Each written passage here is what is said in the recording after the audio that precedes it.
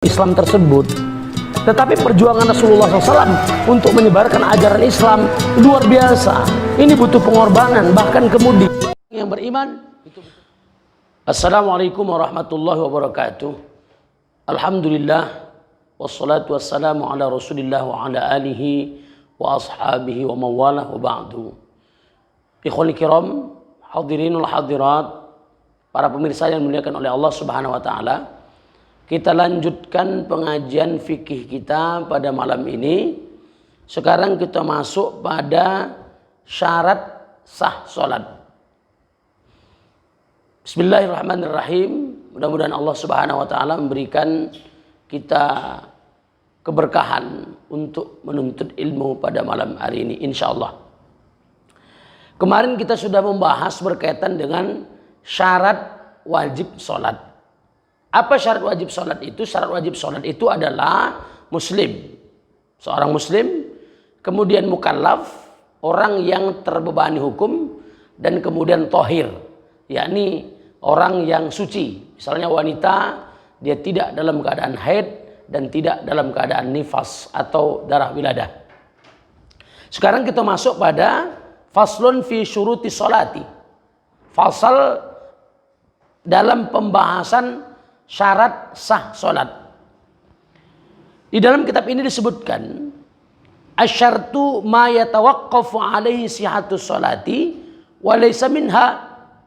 Syarat itu adalah hal-hal yang mencakup tentang sahnya salat tetapi bukan bagian dari salat. Itulah syarat. Syarat bukan berada di dalam ibadah salat. Maksudnya bukan berada dalam ketentuan di mana kita melaksanakan ibadah sholat, tapi dia di luar. Tapi kalau seandainya syarat itu tidak ada, maka sholat itu dianggap tidak sah, dianggap tidak memadai dan ditolak. Karena yang disebut dengan sah itu adalah ditolak. Karena itu maka pembahasan syarat itu sangat penting. Wa quddimatis syurutu 'alal arkani li'annaha aula bitaqdimi. Nah, didahulukan pembahasan tentang syarat sah salat atas rukun-rukun karena syarat-syarat sah salat ini itu lebih utama karena dia duluan. Sebelum masuk ke dalam salat, maka syarat itu harus dulu disempurnakan. Idz syartu ma yajibu taqdimuhu 'ala sholati wastimrarihi fiha. Dan wajiblah syarat itu didahulukan. Dan memang di dalam sholat itu syarat itu harus terus-menerus ada. Misalnya salah satu contohnya, misalnya dia tidak berwudu ketika melaksanakan ibadah sholat, maka sholatnya tidak diterima oleh Allah. Atau misalnya dia tidak menutup aurat, maka sholatnya tidak diterima oleh Allah Subhanahu wa taala. Syurutus sholati khamsatun. Maka syarat-syarat sah sholat ini ada 5. Ada 5 nanti pembahasan kita berkaitan dengan syarat-syarat sah salat. Yang pertama adalah toharatu an hadasin wa janabatin. Ini suci. Suci maksudnya toharatul a'dha. Jadi suci anggota tubuh kita, suci pakaian kita itu dari hadas. Kemudian dari hadas, maksudnya hadas kecil, wa janabah, maksudnya adalah hadas besar. Kemudian wa najasin, suci pula kemudian pakaian kita misalnya atau tubuh kita dari najis. Jadi suci badan kita, suci pakaian kita juga. Suci badan kita dari hadas kecil dan hadas besar. Dan kemudian suci pula tubuh kita ini, baik tubuh ataupun pakaian kita dari najis. Nah, ini namanya suci. Baik tubuh maupun pakaian kita dari hadas kecil atau hadas besar ataupun dari najis. Kemudian yang kedua, sitrul aurah, yakni menutup aurat. Orang yang melaksanakan ibadah sholat wajib untuk aurat, menutup aurat. Nanti kita akan bahas berkaitan dengan bagaimana menutup aurat di dalam sholat tersebut. Apa batasan aurat laki-laki dan apa batasan aurat wanita. Kemudian yang ketiga, al-wuqufu ala makanin tahirin. Berhenti di tempat yang suci. Di dalam kitab Al-Luma itu ada pembahasan berkaitan dengan kalau dia menggunakan pakaian yang dighosab atau dicuri tadi, sholatnya sah. walaupun dia haram menggunakan pakaian dicuri tersebut. Tetapi kalau seandainya ada orang sholat di kandang lembu misalnya, di kandang kambing misalnya, yang di sana banyak najisnya, sholatnya itu tidak sah karena tempat di mana dia berdiri itu penuh dengan najis, atau penuh dengan kotoran. Itu yang ketiga, yakni al-wuqufu ala makanin tahirin, yakni berhenti dia melaksanakan ibadah sholat itu di tempat yang suci. Kemudian yang keempat, al-ilmu bidukhulil waktu, dia mengetahui masuknya waktu. Kapan waktu zuhur, kapan waktu asar, kapan waktu maghrib, kapan waktu isya, kapan waktu subuh, dia paham. Ini azan zuhur, ini azan asar, ini maghrib, ini isya, ini subuh. Dia paham kapan masuk waktunya tersebut. Sehingga dia melaksanakan ibadah sesuai dengan waktunya. Kecuali nanti kalau kita bicara berkaitan dengan bagaimana mengganti sholatnya. Bagaimana kemudian misalnya mengqadha salatnya, itu berbeda. Tapi selama dia melaksanakan sholat dalam keadaan adaan, dalam keadaan tunai, maka dia harus tahu kapan waktu masuknya sholat, apakah dia berada dalam waktu ketika dia melaksanakan ibadah sholat itu atau dia di luar waktunya. Kemudian yang kelima, istiqbalul qiblati, yakni menghadap kiblat. Nah, kiblat mana? Apakah kiblat misalnya di Indonesia ini ke arah barat, atau kemudian ke arah timur, utara, selatan, dan seterusnya. Jadi kalau pembahasan kiblat, kalau misalnya dekat, betul bahwa dia harus betul-betul menghadap kepada Ka'bah, di depannya Ka'bah. Sehingga kalau kita melihat di Ka'bah orang sholat itu kemudian melingkar, karena harus menghadap Ka'bah. Tetapi bagi kita yang jauh misalnya, kita misalnya di Indonesia, Ka'bah itu di timur kita, maka kita menghadap sholatnya ke barat. Walaupun kita juga tidak tahu atau tidak pasti bahwa barat itu apakah Ka'bah pas, atau Arab Saudi pas, atau malah ke Israel, atau kemana misalnya. Itu. Tetapi bahwa kita menghadap ke barat, bagi yang jauh itu dibolehkan untuk menghadap walaupun misalnya tidak tepat di Ka'bahnya tersebut.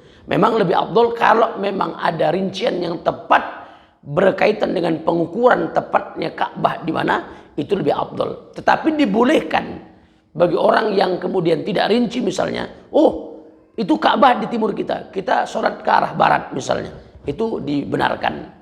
Jadi dalam pembahasan syarat sah sholat ini ada 5. Pertama adalah suci badan, suci pakaian, dari hadas kecil, dari hadas besar, atau dari najis. Kemudian yang kedua, menutup aurat. Yang ketiga, berdiri di tempat yang suci. Yang keempat, mengetahui masuk waktu sholat tersebut. Yang kelima adalah menghadap kiblat. Inilah yang terkait dengan syarat sah sholat. Nah, kalau kita tadi berbicara berkaitan dengan persoalan bagaimana mensucikan diri kita dari hadas kecil, hadas besar, ataupun dari najis.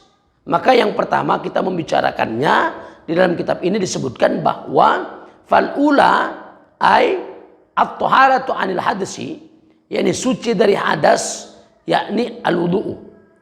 Wudu. Jadi wudu itu mensucikan diri kita dari hadas kecil. Jadi pembicaraan pertama berkaitan dengan persoalan hadas dalam kitab ini adalah persoalan bagaimana kita berwudu.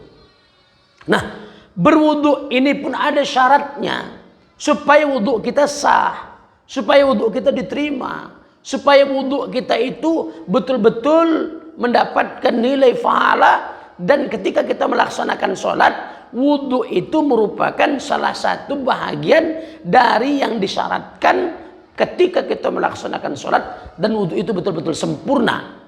Nah, apa syarat ketika kita berwudu?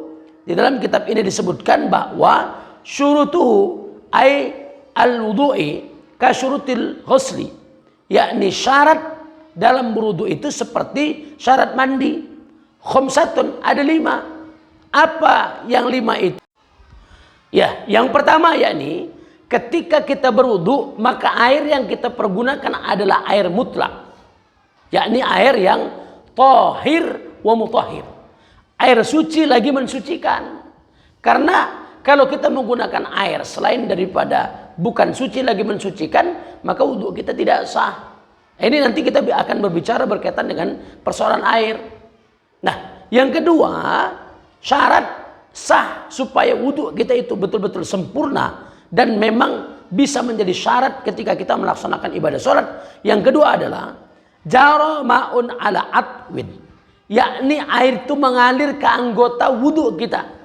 Air itu mengalir, bukan hanya disapu saja, mengalir. Misalnya nanti kalau kita berbicara berkaitan dengan anggota wudhu, wajah misalnya, air itu harus betul-betul mengalir ke wajah, mengalir ke tangan sampai siku, mengalir misalnya ke kaki misalnya. Itu sah, jadi harus mengalir. Kecuali nanti kalau kita berbicara berkaitan dengan menyapu kepala, itu boleh karena memang dalam menyapu kepala itu tidak mesti mengalir. Tapi 3 anggota wudhu yang rukun lainnya, wajah, tangan sampai siku dan kaki, itu air harus mengalir dan tidak boleh hanya dengan sapuan saja. Itu yang kedua. Wasalisuha, kemudian yang ketiga, Allah yakuna alaihi ay alal atwi mughayyirul lil ma'i taghayyuran dharran, yakni bahwa air yang sampai kepada anggota tubuh yang terkena wudhu tersebut tidak berubah. Dan perubahannya tersebut akhirnya menjadikan air itu tidak lagi suci mensucikan. Contoh misalnya, ada pula najis yang banyak di tubuh kita. Kemudian kita siram pakai wudhu. Maka air yang sampai kepada tubuh kita tersebut adalah air bernajis. Atau kemudian banyak tepung di tangan kita, di wajah kita. Kemudian air kita sapukan wudhu begitu saja, sehingga air tersebut bercampur dengan tepung tadi itu. Nah, ini termasuk bukan air yang mensucikan yang sampai kepada anggota tubuh kita. Nah, selanjutnya yang keempat adalah warabi'uha alla yakuna 'alal atwi ha'ilun. Jadi antara air dan sampainya air tersebut ke anggota tubuh kita tidak ada yang menghalangi, seperti getah misalnya atau lem misalnya, tidak ada yang menghalangi semua.